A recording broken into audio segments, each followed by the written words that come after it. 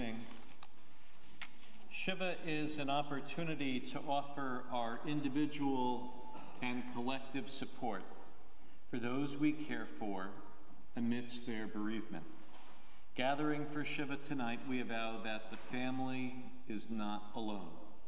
The collective presence of a minion, of this minion, in our most sacred space, in this sanctuary, underscores that reality. Amidst loss, we gather for strength. This is in keeping with ancient understandings. In the Bible, the psalmist teaches, "Out of the depths I cry to you." And also, "My God, my soul is downcast, therefore I think of you." Thinking of God and holiness, we journey to the synagogue and offer our presence. Indeed, wounded by loss, the congregation takes us in. Death has taken Nancy, so we bring with us prayers and condolences and friendship. We turn to page 4 in our prayer books. The prayer books will be underneath the seat in front of you. And I ask that for those who are able, we rise for the Baruch Hu.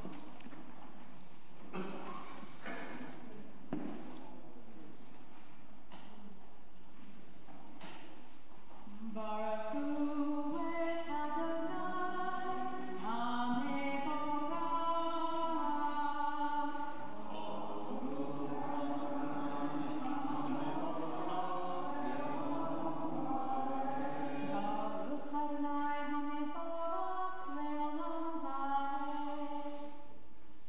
I read on the bottom of page 6, "Praise to you, Adonai, who brings on evening. Baruch atah Adonai, Hamari v'Ravim." And on the bottom of page 8, "Praise to you, Adonai, who loves your people Israel. Baruch atah Adonai, Ohev Amo Yisrael." Page 10, Shema Yisrael, Adonai Eloheinu, Adonai Echad. Baruch Shem Kevod Malchuto Leolam Vayed. Please be seated. We join together with Linda in the Ve'ahavta, page 12.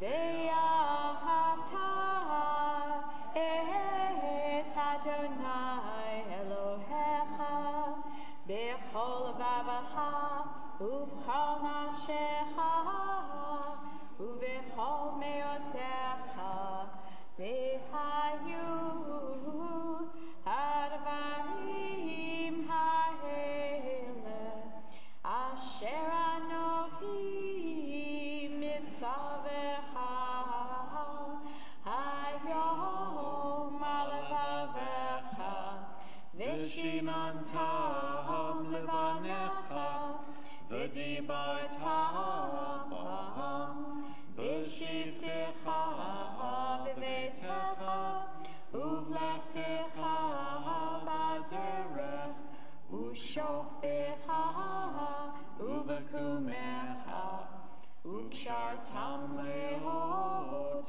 al yadecha v'hayu totafot bein einecha u'chtavtam al mizuzot beitecha u'visharecha L'man tizkeru v'hasitem et kol mitzvotai v'hitem kedoshim le'Elohechem. Ani Adonai Elohechem asher hotzeiti etchem me'eretz Mitzrayim L'hiot lachem l'Elohim. Ani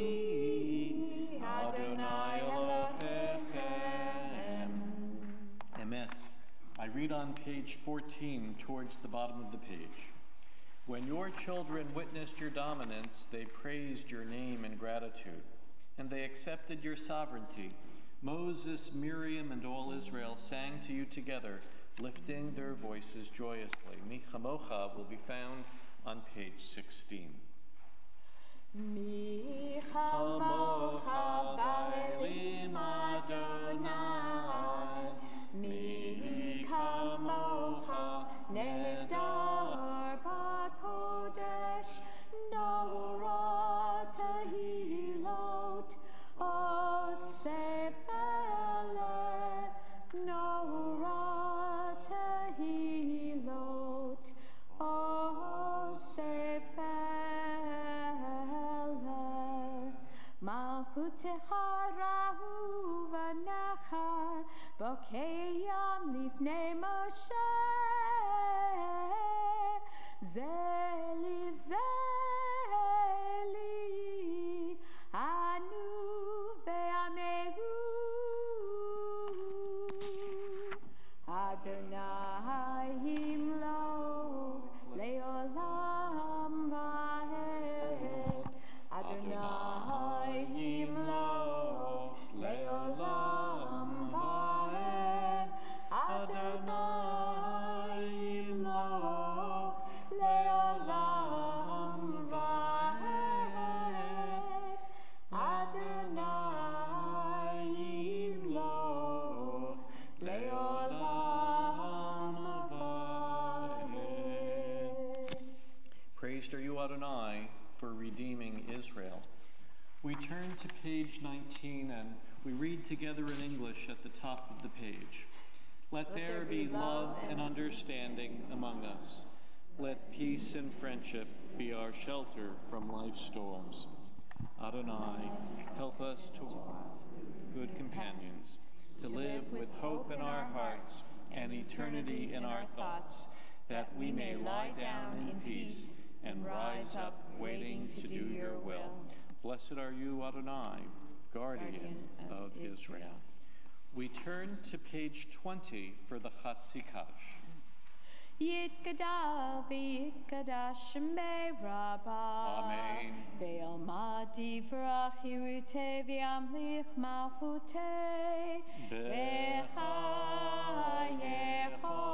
uv'yomechon uv'chayei dechol beit Yisrael.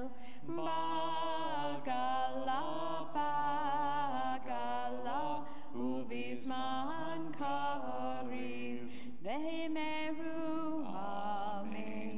Yehei shemei Rabbah mevorach, le'olam u'le'almaya, yitbarach, yitbarach, v'yishtabach, v'yitpa'ar, v'yitromam, v'yitnaseh, v'yithadar, v'yithaleh, v'yithalal, shemei dekudesha,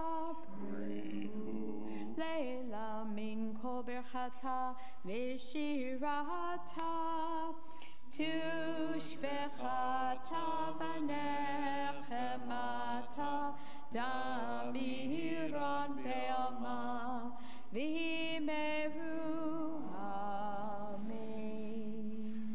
For those who are able, we rise. We turn to page 74 for the tefillah. We'll be chanting the prayers on the right-hand pages, on the even-numbered pages, beginning on page 74 and continuing to page 80.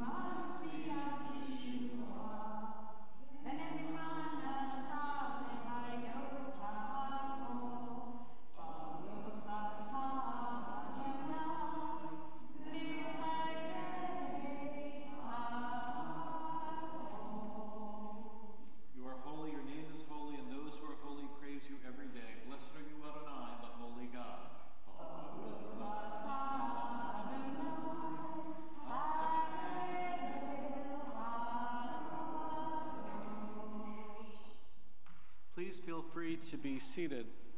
We continue reading quietly the prayers beginning on page 84, continuing on the right-hand pages to page 100, or we take this as a moment of silent prayer.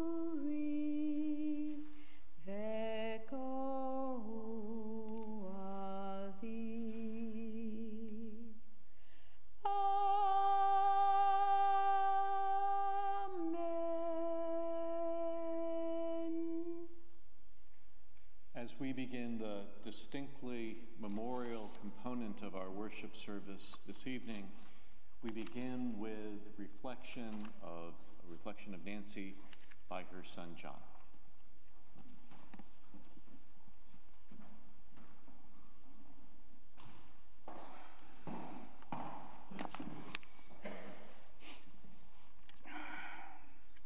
The theme of this eulogy is what many of you are thinking, but are afraid to say it. This sucks. Yes, I said it. This sucks. I could say some other choice words, but I will try and control myself. This sucks that many of you are meeting me for the first time. I am Jonathan, the middle child between Sally and Bill. You may not know my name, but I bet you know my daughter, Danny. You know, the one who would call my mom every day around 3 p.m. when she got home from her program. Danny would basically scold my mom if she didn't answer the phone right away. She was probably the only person that could get away with scolding her. After I told Danny of my mom's death, she asked me, who could she call when she gets home from program? Without missing a beat, I gave her my dad's cell phone number. Dad, I highly recommend you keep your schedule open between the hours of 3 and 4, Monday through Friday. Now I have the task of compressing 79 years of my mom's experiences and her life into just a few paragraphs. To accomplish this, there will be a lot of yada, yada, yada, to quote Jerry Seinfeld. My mom was born in New York City and lived in the South Bronx. She went to school in the New York City public school system, graduating from Taft High School, and went on to Hunter College to obtain a degree in psychology. During her high school years, she became a part of a close-knit group of women who called themselves the Deb. Why the name? I don't know. They somehow reconnected after their college years and basically started right off where they left off. Each year, they would leave their husbands behind and would take a trip with each other to catch up on life. During her college years, she was introduced to my dad through her brother, Bob. After all this time, us kids finally heard about their first date just the other day. My dad took her to the movies. He forgot his wallet. As a result, my mom was forced to pay from her mad money that her mom insisted she keep in her shoe. My mom was a woman well ahead of her time. I guess she saw something in my dad because they continued to date for 3 years and were married for nearly 58. It has now become clear to us kids why my mom would say, "Joe, do you have your wallet?" before they went out every night. After their marriage, they lived in the South Bronx and later lived in Germany during the Berlin Wall crisis, when my father's Air National Guard unit was activated. During their time in Germany, they visited every country within driving distance of my father's base. My mom didn't like her time in Germany because she seemed to sense a lot of anti-Semitism that lay just below the surface.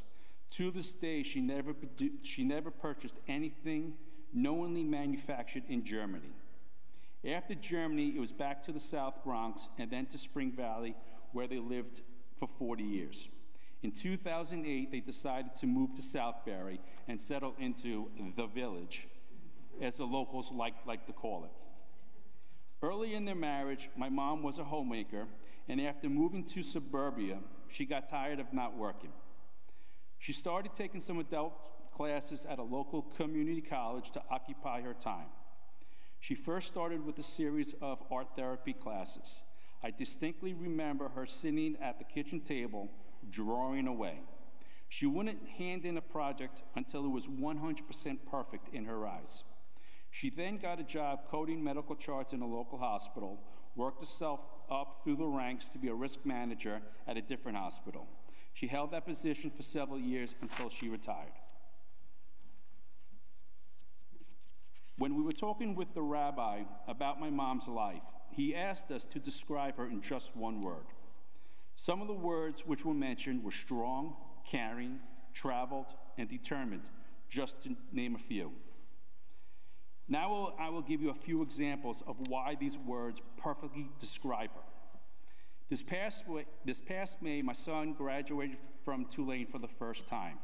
I say the first time because he is in a 5-year accounting program, and he completed his senior year.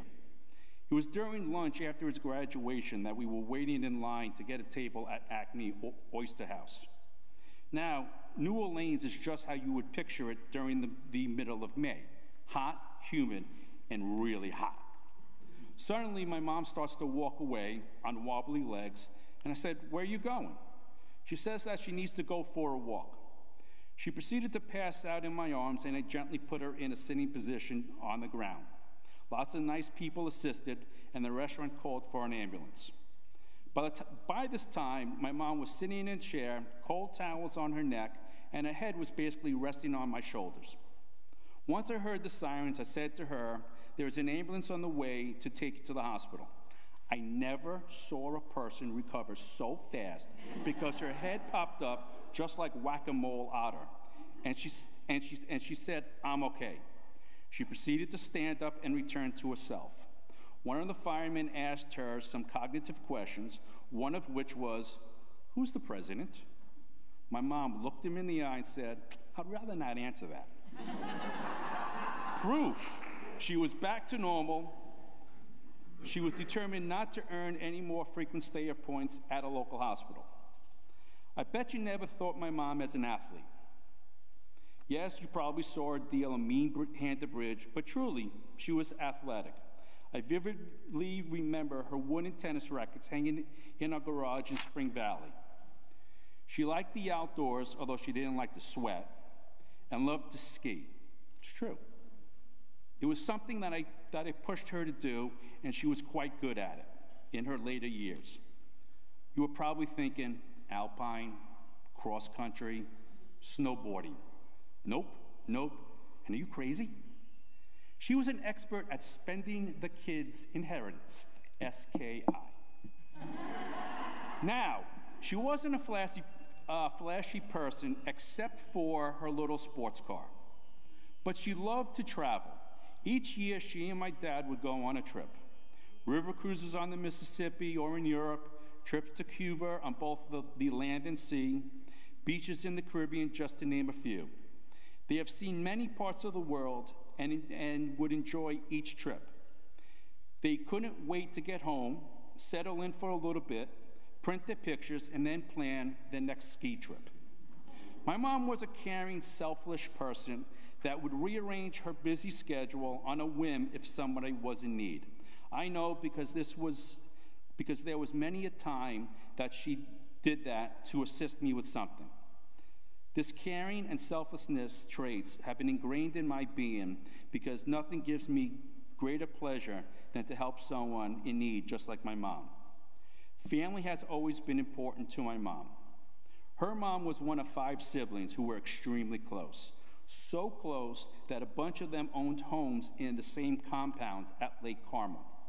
My mom would spend summers at the compound, playing with her cousins and her brother, being around aunts and uncles. When her mom retired, she moved into a townhouse community near my parents. Shortly thereafter, my mother started to snowbird in Florida, and my mom asked my dad if they could build a room for her to live, and before you know it, Grandma was in the house. My mom was happy when her mom was returning to Florida to see her, and was happy when she was returning to Florida.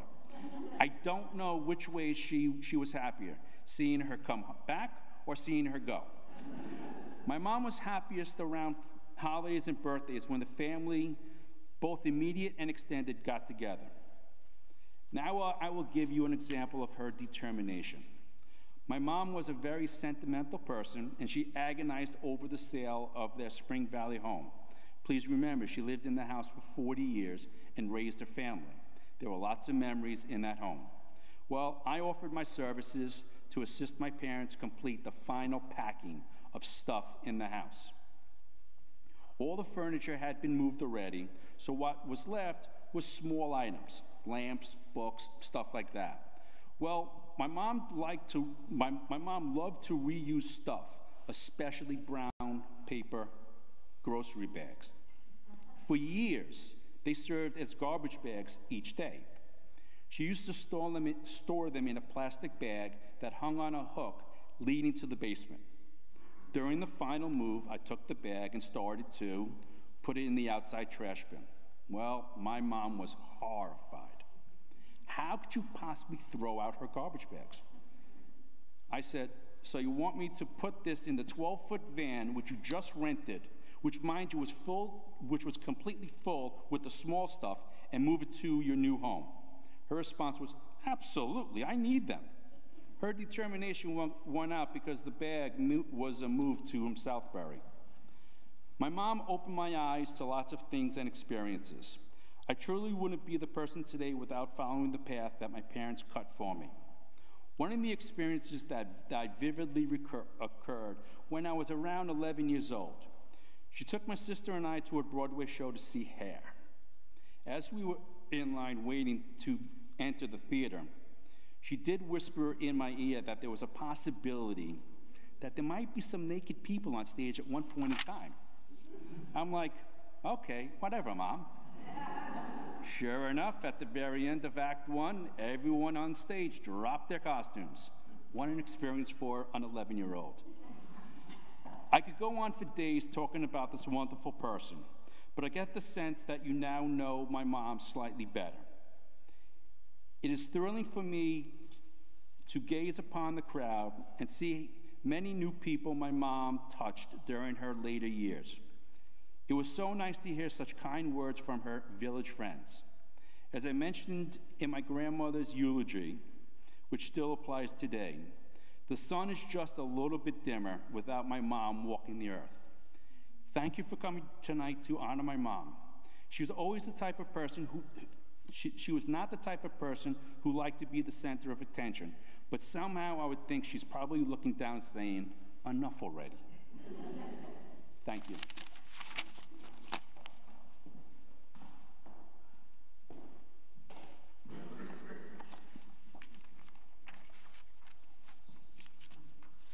John?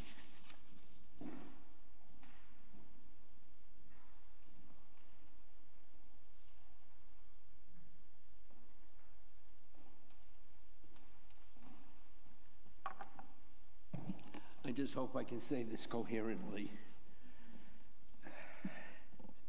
Seeing everybody here is a real tribute because she touched so many lives. And the fact that everybody is here like this, I think is absolutely wonderful. And in closing, I can just say she really was a woman of valor.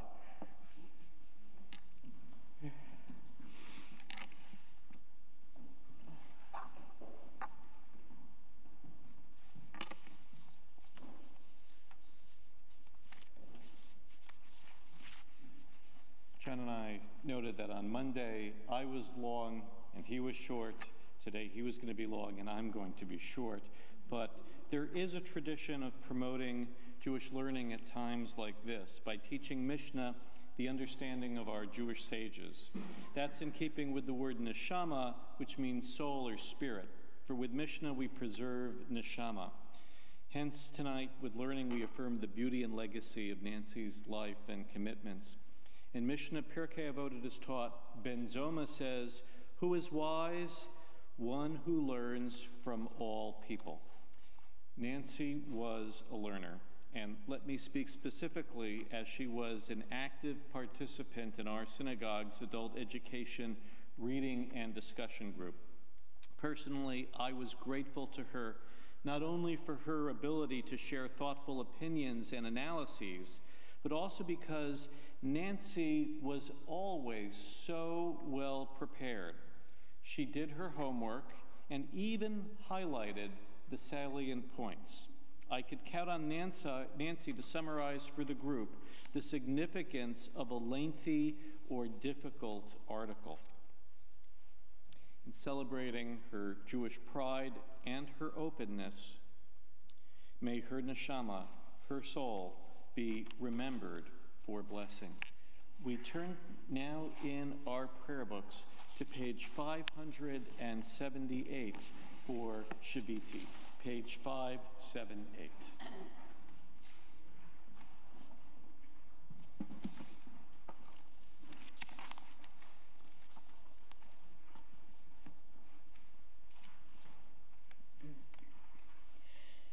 Sheviti Adonai lenegdi tamid ki mimini balemot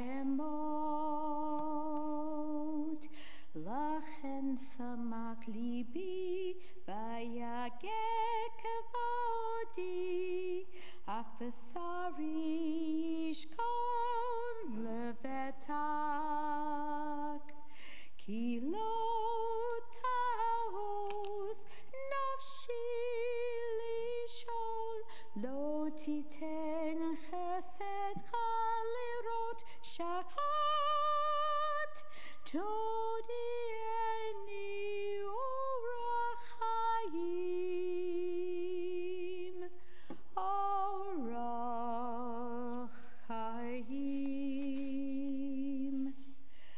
Sova samachot nashe penecha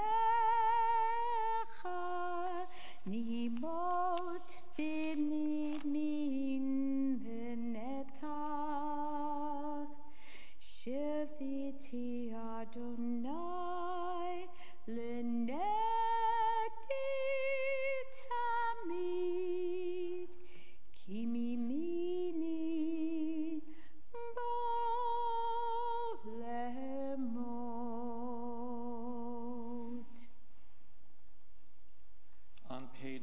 583, we adapt this reading. In the rising of the sun and in its going down, we will remember her. In the blowing of the wind and in the chill of winter, we will remember her. In the opening of buds and in the rebirth of spring, we will remember her.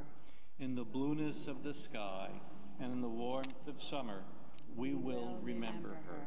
In the rustling of the leaves and in the beauty of autumn, we will remember her. In the beginning of the year and when it ends, we will remember her. When we are weary and in need of strength, we will remember her. When we are lost and sick at heart, we will remember her.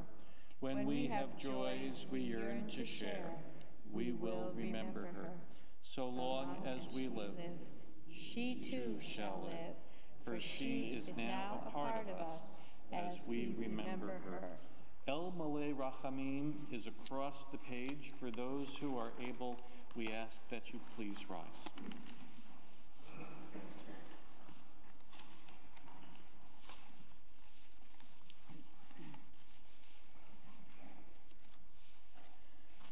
El Malay Rachamim Shochen Bamramim Hansem Minucha Nechona Tachat Kanfer Hashkina Im Kiroshim Uteharim Kisahar Harakiya Masiri Et Nishmat Tova Bab Mordechai V'yata She'alcha Le'olama Baal Harachamim Yastirei Beseter Kenefav Le'olamim V'yitzror b'yitzror ha'chayim et nishmatav Adonai hu nachalotav V'tanuach b'shalomach mishkava V'nomar Amen. Adonai, she is yours. She will rest in peace, and let us say, Amen. Amen. We turn to page 586. We remain standing for the Aleinu. The Aleinu, which we chant, is the second paragraph on the page.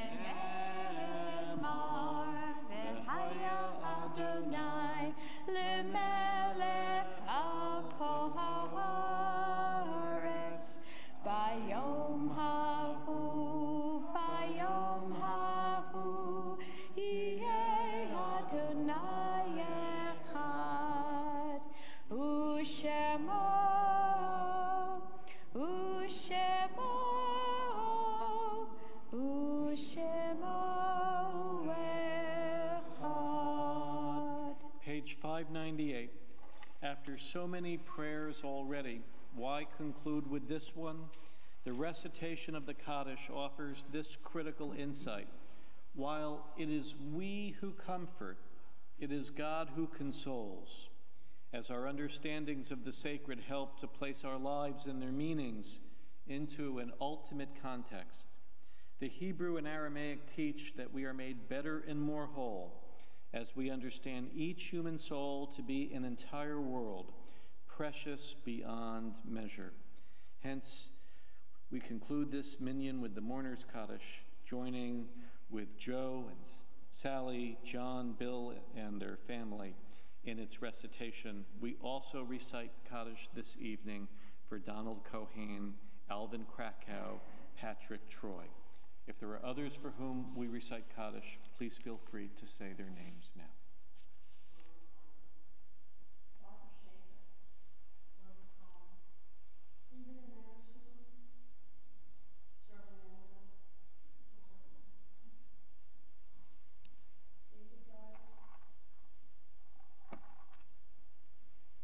Yitgadal v'yitgadash shemei Rabbah, v'alma divrach hirute v'amlich malchute, v'chayechon u'vyomechon u'v'chaye d'chol beit Yisrael, ba'agala u'bizman kari v'imru amen.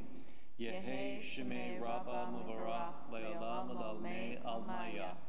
Yitbarach v'yishtabach v'yitpa'ar v'yitromam v'yitnaseh. V'yitadar, v'yitale, v'yitalal, shemei d'kudusha b'richu. Le'ela min kol berchata v'shirata, tushbechata v'nechamata, damiran be'alma v'imru amen. Yehe shlama rabba min shamaya, v'chaim aleinu ve'al kol Yisrael, v'imru amen. Oseh shalom b'momav, hu ya'aseh shalom. Aleinu ve'al kol Yisrael, v'imru amen. Zichronam levracha, may their memories be for blessing, and let us say, Amen. Oseh shalom b'mromav, hu ya'aseh shalom aleinu, ve'al kol Yisrael, v'imru